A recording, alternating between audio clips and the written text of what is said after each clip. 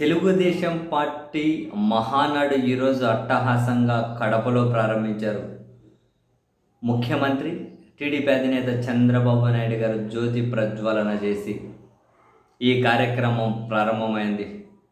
ఆ తర్వాత 6 అంశాల ఎజెండాగా ఇందులో చర్చించబోతూ ఉన్నారట.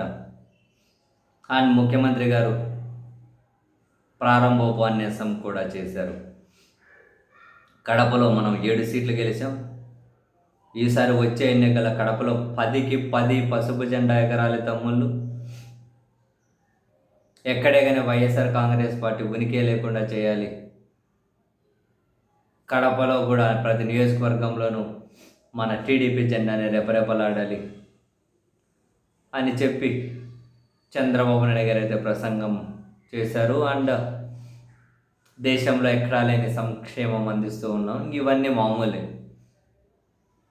అండ్ తెలుగుదేశం పార్టీకి సంబంధించి వాళ్ళ నాయకుల కోలాహలం కడపలో బేసిక్గా వాళ్ళకు కూడా అటు తెలంగాణ ఇటు ఆంధ్రప్రదేశ్లోని అన్ని వైపుల నుంచి వస్తూ ఉన్నారు కాబట్టి కడప అంటే బేసిక్గా వాళ్ళకు కాసింత ఎమోషన్ ఉంటుంది అనుకోండి.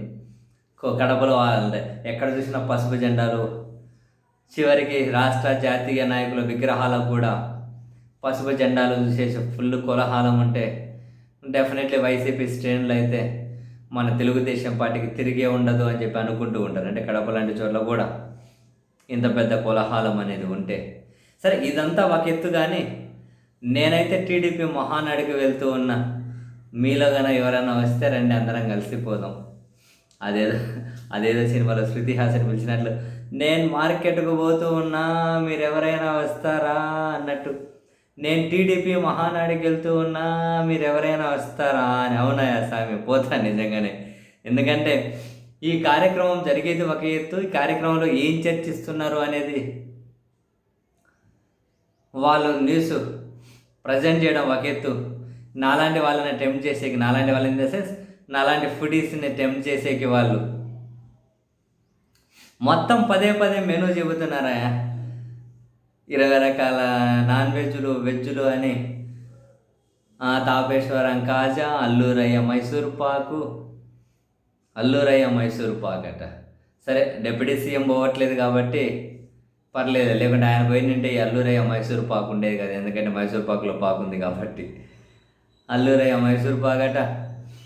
ఆంధ్ర స్టైల్ చికెన్ కర్రీ అంట, గోంగూర చికెన్ అంట, ఆంధ్ర మటన్ అంట, అదంట ఇదంట, రకరకాల మెనూ అంతా వాళ్ళు ప్రసారం చేస్తున్నారయ్యా. ఉదయం అల్పాహారం 2 లక్షల మందికి ఇది, మధ్యాహ్నం నాన్ వెజ్ ఫుడ్ ఇది, వెజ్ ఫుడ్ ఇది అని పదే ఏమంటారు ఆ ఫుడ్ మెనూ అనేది వాళ్ళు చూపించుకుంటూ నాలాంటి ఫుడ్డీస్ని టెంప్ట్ చేస్తున్నారు. ఇక అది చూసి మనం ఉండలేం. కానీ మొత్తం మీద కడపకు పోయి టీడీపీ మహానాడులో ఈ వంటకాలన్నీ పోయి టేస్ట్ చేసి రావాలబ్బా.